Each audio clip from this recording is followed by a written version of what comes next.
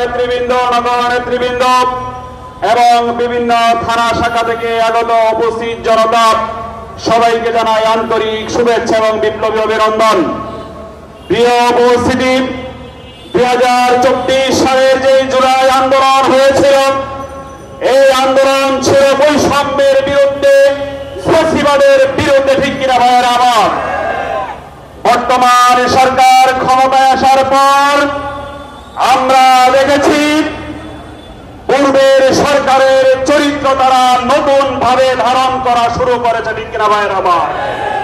সংগ্রামী উপস্থিতি, আমরা বর্তমান সরকারকে স্পষ্ট ভাষায় বলে দিতে চাই, বিগত ফ্যাসিবাদ সরকারের মতো আপনারা যদি তাদের চরিত্র পুনরায় ধারণ করেন, 24-এর ছাত্র জনতা যেভাবে আন্দোলন সংগ্রামের মাধ্যমে এদেশ থেকে ফ্যাসিবাদ দূর করেছে, তদ্রুপ ভাবে আপনাদের বিরুদ্ধে আমরা আন্দোলন সংগ্রাম গড়ে তুলে আপনাদেরকেও এই দেশ থেকে দূর করার জন্য ঐক্যবদ্ধ হওয়া, ঠিক কিনা ভাইয়ের আমার?